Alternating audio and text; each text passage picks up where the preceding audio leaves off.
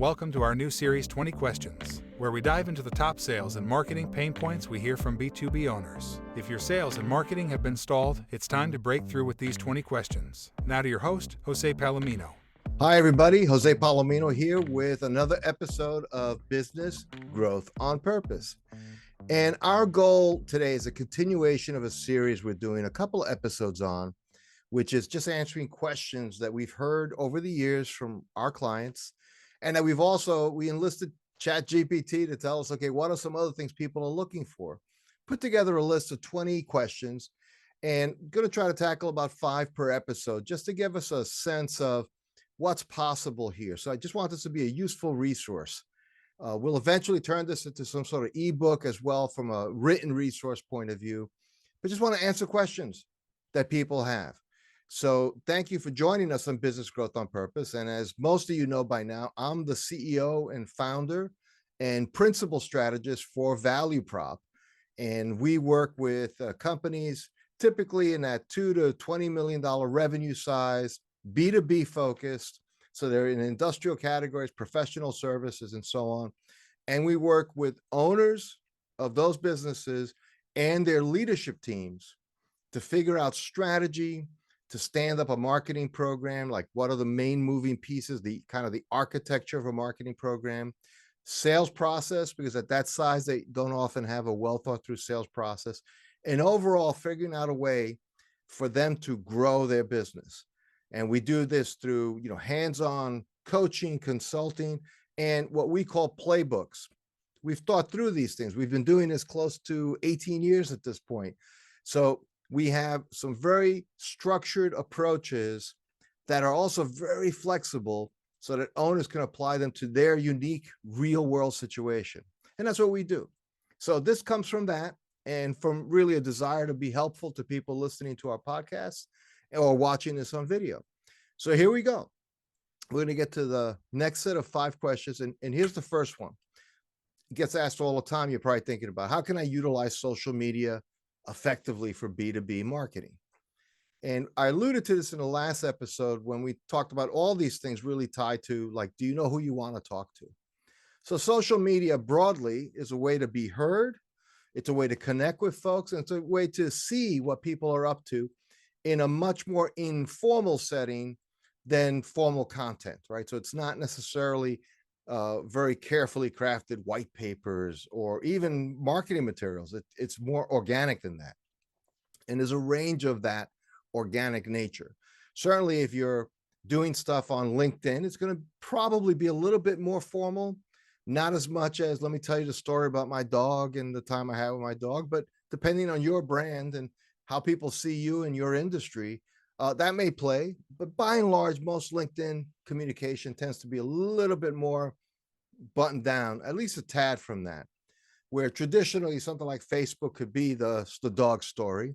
And then you get into things like Instagram or TikTok, quick video vignettes. And if you've ever been caught in a time loop, or you have younger kids like that, like I do, who come and show me things, and you can get lost in that time loop of just postings. You look at these like TikTok videos that look like they were done very low budget, very quickly. They feel very earthy, organic. Yet, if you think about them, they have text, they have jump cuts, they have, in some cases, one person's playing 5 roles. There's a lot of time and thinking that goes into that kind of casual video.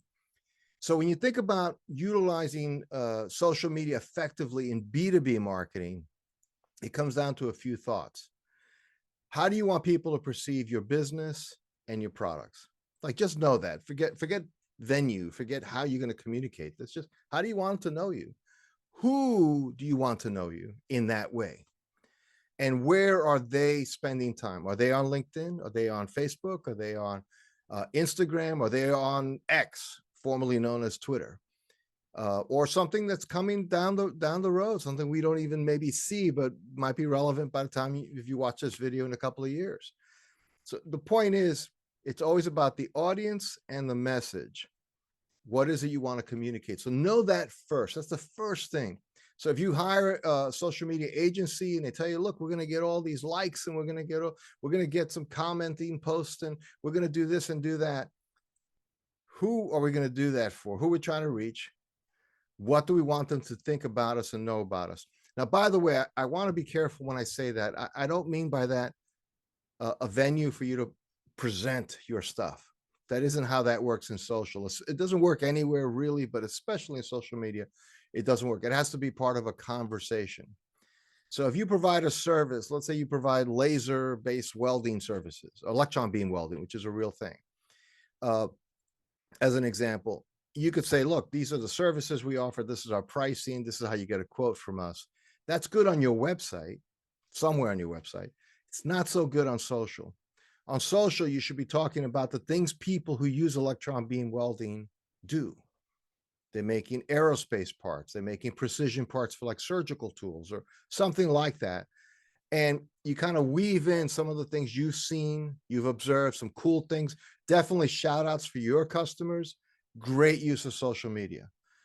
Fantastic use of social media, as you know, with their permission, but you're shouting them out. You're saying good things about them. All of that creates a sense of that you are in the space, you're a contributor, you're creating value. Oh, these are the electron beam welding people. And they start seeing that connection. The other thing is social media is not studied typically. What I mean by that is posts that get read are not studied like they are like sacred scrolls. They're casually absorbed very quickly. So try to think about social media posts that are very pithy, have one central thought. So you might on your About Us page have a couple of thoughts you want to talk about on your website. If you have any collateral material of your trade show booth, you may have many things you want to say. And you can use social media to communicate more than one idea, but not more than one idea at a time. So you have to really edit ruthlessly if you're going to use social media. I think for most firms in the size that we tend to work with, you know, owner-led, $2 to $20 million in revenue in B2B categories, it's not an area that you're going to do a lot in personally. You're going to probably hire a resource, either a resource to write for you, to create content for you, if you think they can get your industry. So you have to interview carefully. And you can post or point to using your social media accounts and your leadership teams, especially on LinkedIn, point to posts that got published for you through using the right kind of agency. Don't go crazy. You don't have to spend $10,000 a month on this. You could probably do something for about $1,000 a month and get some good results from some quality services. But you may have to kiss a couple of frogs before you get to the prince of an agency that could really help you and understand you. And this is critical. People will tell you, hey, we can use social media for lead generation, and we'll just bang out contacts on your behalf. And that can work for certain industries. And that's the whole lead gen world. We'll talk about that separately. But I'm talking about social media as it's envisioned, a place for conversations online among human beings around common interests and topics. So just some food for thought there. Think carefully. Brevity is really the soul of wit, as they say. It's a great thing to aim for on social media. Simplicity, other-centeredness, those are things that can help you there. So that's the first answer to a much bigger conversation, but I think something that can get you thinking about it the right way. So second question we're going to tackle on this episode. What are the key metrics I should be tracking to measure marketing ROI?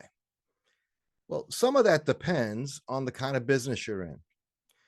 If you're a sale-based business, meaning you work a deal and you sell a big machine for $250,000. So you can actually track the value of a lead, right? So you get somebody filled out a form online, somebody picked up the phone to call you, somebody reached out to you on LinkedIn, they DM'd you, something like that. And they say, hey, I'm interested in what you're talking about. Let's talk. And that initiates a conversation in March that turns into a purchase order in September. You can get a sense that, okay, I know this activity that we did here, and we spent this amount of money to get to that activity, turned into this kind of business. In others, like if you work through distribution and you use distributors to reach your marketplace, it's going to be softer connection there. And yet in others, if you sell something that's much more rapid transactions direct to the customer, that's the easiest to measure. So often direct retail to consumers really can get a really good sense of metrics on their ad spend, their SEO spend, all the digital marketing spending, and they expect that that should yield measurable results within 30, 45 days. So now you have a kind of a straight line shot between spend and results. In a lot of B2B categories, it's not so simple. And if you're that size firm, you're in the lower end of the mid-market firm, you may not have the department of analytics to help you figure all that stuff out. So you got to keep it simple. So a couple of things I like to look at is, okay, before I spend any money, how many times was a form filled out on my site? How many times did the phone ever ring? And that could be a tick sheet, spreadsheet, could be simple. You know, you could build out very convoluted platforms, and there are platforms out there like a HubSpot that are excellent, Kajabi, excellent, but they take time and some money and some effort to set up properly. So just start, depending on the size of your firm, just how often was a form filled out? How many form fills? That should, however it's set up on your website, whether it's WordPress or one of the aforementioned platforms, you should have a tick sheet at least of saying how many times was a form filled out by a real prospect. I don't mean somebody in some faraway part of the world hustling you to turn you into a lead. That doesn't count. But I mean a real form filled. Doesn't mean if it turned into business or not, but it was a legitimate prospect of the kind you're seeking.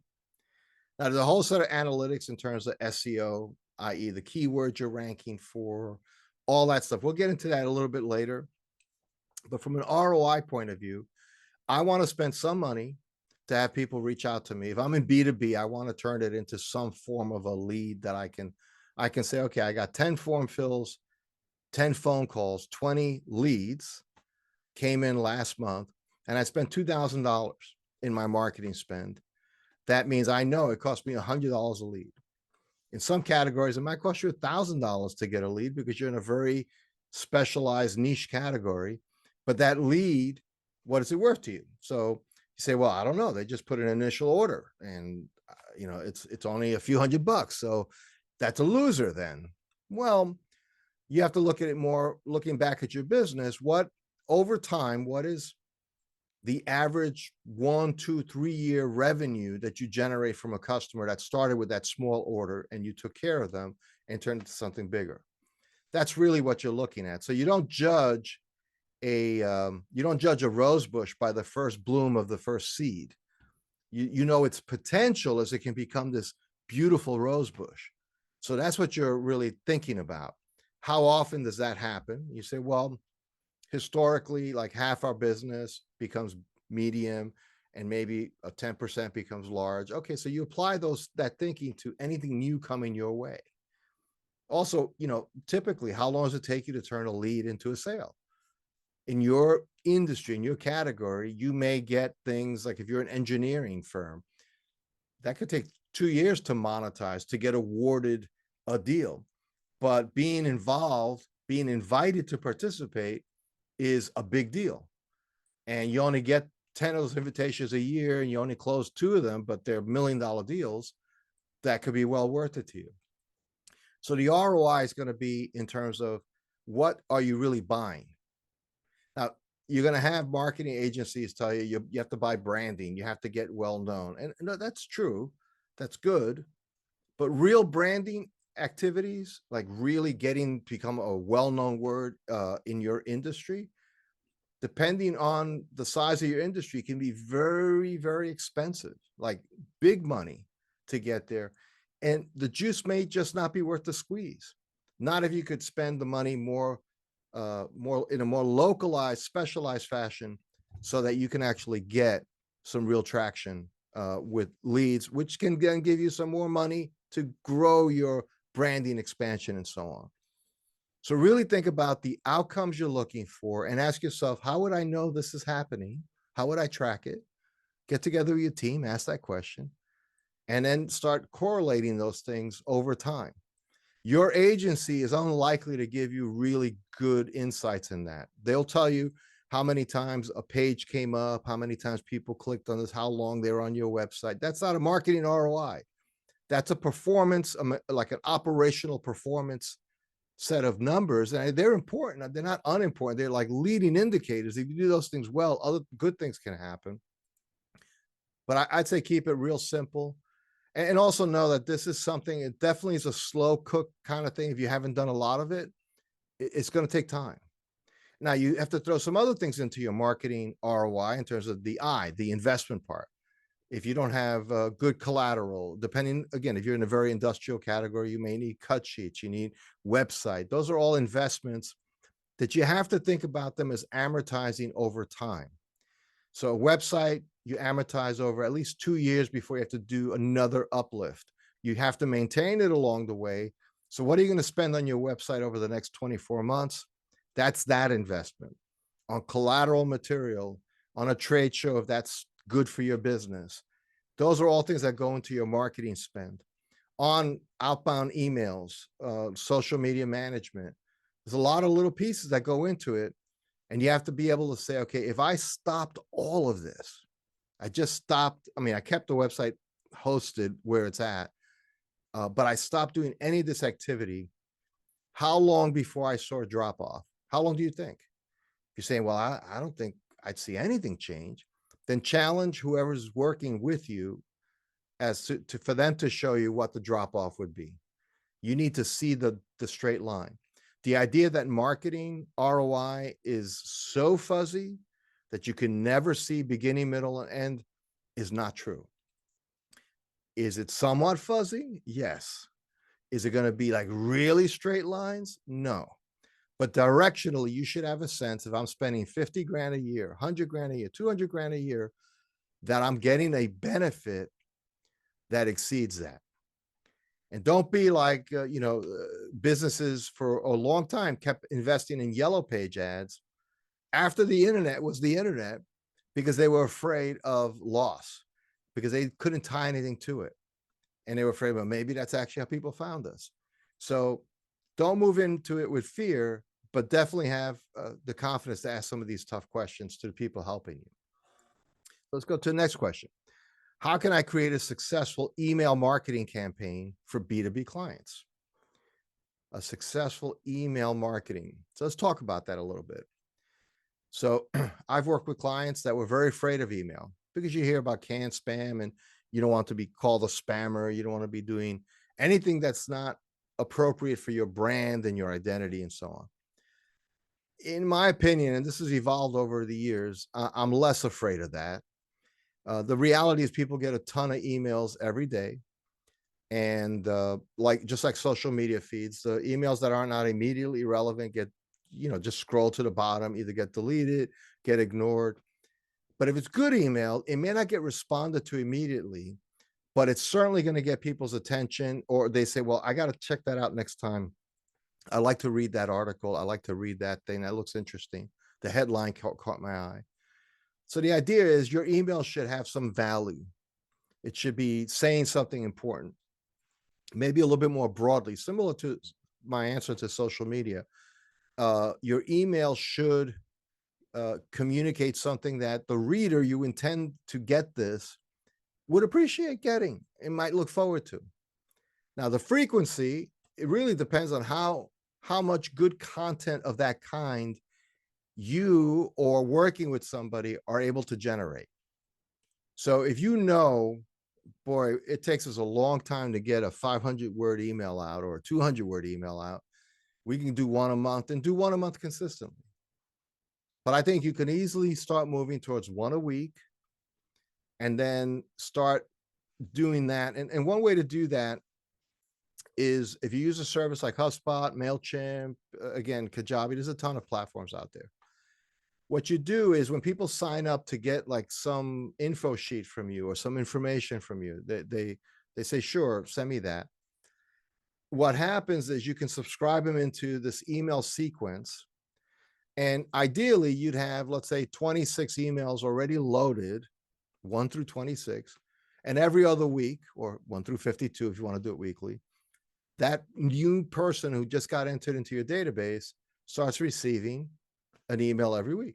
and they all start at once. So you don't have to think this week, what email are we going to send out? You want to preload the cartridge, as it were, so that it runs automatically for you. All right. And that's really the key thing. There are agencies that can set this up. If you have anybody who's kind of like a marketing intern, they should be able to set this up. But you have to write the emails or have them written for you. There's a lot of ways to do that. Focus on the industry. Focus on a good, maybe answer to a question, much as I'm doing here. So thinking about questions that people have about things in your space. How do you do something? Even if it's not something you sell, but it's something you can credibly speak to, that's great. If you can have customer success stories in there, even better. And not just saying, if your company is Acme Sprockets, saying Acme Sprockets is the best thing ever. Rather, the Acme Sprockets really, or rather, the right sprocket saves you money because it's this, that, and the other thing in terms of efficiency. And the people at Acme really helped me find the right sprockets for my application. And that's a powerful email. And then you can always, it's inbounds to have, for more information on this product or for how we at Acme can help you, hit this link. And there should be an easy link to either a landing page that talks about what's in that email. That's a more sophisticated bent. It can go to your home page, but preferably it goes to your contact page. And if you're in B2B and you need people to schedule appointments, then add a link to, and it's easy to subscribe to. It's very inexpensive. A program called Calendly. So it's calendly.com. And Calendly will let you set up a calendar that, and you've probably used them yourself when you've been to visit other people's sites. In the calendar, it will actually set up a Zoom session automatically. And it will actually read your calendar in real time, and you set the parameters, how many hours you want to be available and so on, or your salesperson. So people can instantly get an appointment. It could be 15 minutes, 30 minutes, whatever you think is appropriate for that first level discovery. So the email can actually be lead gen as well. But over time, it's going to cultivate reminders to people. This is what we're doing. This is what we do. This is how it's worked. And that's one of the easiest things you could do with email marketing. There's a lot more you can do. There's more directly promotional things you could do, depending on the kind of services you offer. But in most B2B categories, you offer long-term professional or industrial services to clients over time. You're not trying to get a quick hit, like you're trying to sell tickets to an event right now. And that's, if you are, then you might be a little bit more aggressive, but you don't have to be that aggressive. You just have to be top of mind. Most of us in B2B are in categories that there are other competitors, there are other alternatives. So you just want to be top of mind when people are thinking about what you do. So what is, next question we're going to tackle is, what is account-based marketing, often just represented as ABM, the 3-letter acronym, and should I consider it for my B2B business? So account-based marketing is, in simple terms, is if you are selling to very large companies, that you can almost look at that company as a market in its own right. So in the old days, when I was selling for a market research firm that specialized in technology market research, I had Accenture and I had IBM as my clients. And so ABM as a term wasn't as big a deal back then, but essentially what I realized looking at IBM, and we had a lot of super duper experts who could help many phases of IBM. I realized IBM was like navigating a nation state. It was like a federal government. It was huge. And you had regional leadership, you had industry leadership, you had all kinds of leadership structures. So account-based marketing is basically saying I'm selling to a big enough company and I have enough different things to offer that I need to take time to think about that company as if it was its own market with different decision makers that have to be reached and influenced over time. If that's not the case, if you're actually selling maybe to a big company, but you only sell to one decision-making center in that company, and you only have one kind of set of solutions that apply to just that, then ABM may not be as appropriate for you. If it is, then you would set up email campaigns, social media campaigns, direct sales contacts, networking events. You do a lot as if that was the only company in your world, because you have many things to sell them as an organization. They have many potential buyers. If not, if you're really on a one-to-one basis, then I think this could be a distraction for most companies in the mid-market, especially the lower end of the mid-market, in my opinion. Last question, and this is a big one that I'm going to answer briefly because I'll come back to it later. How can I optimize my B2B SEO strategy, search engine optimization strategy, to rank higher in search results? This is, if you've ever listened to folks talk about investment strategies, and they say you can't beat the market. In a way, SEO is kind of like that. It's very hard to beat the market because it literally is a marketplace, not made up of investments in dollars and cents, buying equities and bonds and so on. But people are, through their searching and through their search interests, they are essentially voting for what they're interested in finding, and the things they actually are satisfied by, those things they actually click over to, indicate that what they were looking for, they found. So Google and Bing, and now with AI, it gets even a little crazier. It's a little bit less linear than that. You basically have these search engine platforms are trying to say, more than anything, they want you to find what you're looking for right away. So they need content to tell them what you offer that marketplace. So we are the widget expert, the sprocket expert. We make all kinds of sprockets, all kinds of materials, all kinds of dimensions, all kinds of applications. Okay, that's kind of all. Unless you're a really big company, there's probably somebody out there that says, we only make titanium sprockets. We only make them for aerospace. So it depends on people looking for this. So they're going to be looking for sprockets generally, or they're going to be looking for titanium sprockets, or they're going to be looking for sprockets for aerospace. So what are people looking for? And there's ways and tools to find that out. And there's certainly a good SEO agency will help you figure that out. And what do we do? So again, who am I trying to reach? What are they looking for? What do we do? And am I implying through my writing and what's on the website what we do, or am I explicitly saying we do titanium sprockets? So your B2B SEO strategy always comes back to who are you trying to reach? And when you're trying to reach them, when you're trying to be there when they're reaching out, they're doing the search. That's what SEO, search engine optimization. What are they looking for? So who's looking and what are they looking for? And when I know those two answers, who and what, then I look at what I have on my website and say, do I speak to those things explicitly, or would I have to read between the lines? Like if I say all kinds of sprockets, well, that probably includes titanium. Well, I don't know if it does, if that's the bigger part of the market I'm trying to reach. So the key thing is to make sure that you are aligned with people's interests, which means you got to know your customers.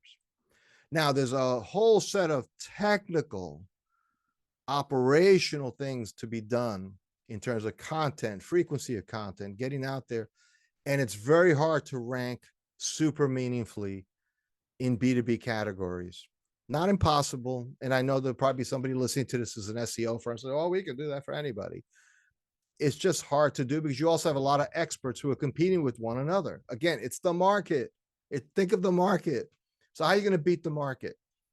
Well, one of the things you can really do is support, let me say it differently. So SEO is about having content on your website that matches the interest of the people you are interested in matching interest with.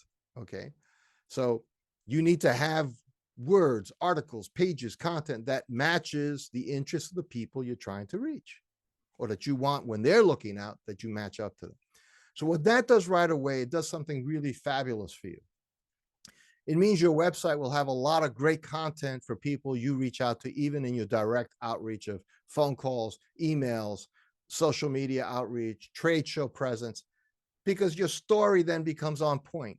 So the SEO discipline actually can help you really figure out what it is that you need to say on your website, because you're doing it for SEO, but it actually will make better content happen. Now, here's the last thing on SEO. There's a lot of people, you've probably read articles on this, and maybe you've tried it yourself, or you've hired firms and they've given you 80-page analysis and so on a monthly basis, and you glaze over on it. And the thought is, they're going to technically manage my SEO to rank me consistently. And maybe maybe you found one that can really do that for you in your category. But what Google says, and they don't say much, their formulas are very secretive, but they basically say, write good content, write good stuff, create good stuff. Now, if you're not a great writer and you don't know what good stuff looks like, you need to find somebody who create stuff that you would want to read. Notice what I said, not stuff that they say, this is rankable content. And then you read it and you go like, that's a hard to read article. I'm not sure what it means. I'm not sure I care about any of what it's saying. So great content, or content that's meaningful, that's valuable, will usually rank better in most categories. But don't follow a sinkhole. Don't jump into the sinkhole of over investing in SEO. I know that's like a cardinal sin among marketers. If you're a small firm, if you need 10 new clients a year, there are other ways to get there. But do the SEO kind of hygiene things, the things that are just good content, cleanly laid out. And of course, making sure your site doesn't have broken links, that it's well organized. There's a lot you can do there. It's a great little book on user interfaces that I recommend to anybody who ever had a website. It's called Don't Make Me Think by Steve Krug. I don't know Mr. Krug, but it's a great book. I read it 15 years ago. It still holds true. It's all about designing things that are easy to find. Don't make your website hard to find stuff, because Google doesn't like that either. Make it have easy, clean navigation, a clean look, clear articles on the things that matter most to you, that should matter most to the prospects that matter most to you. And you'll start getting a handle on this SEO game.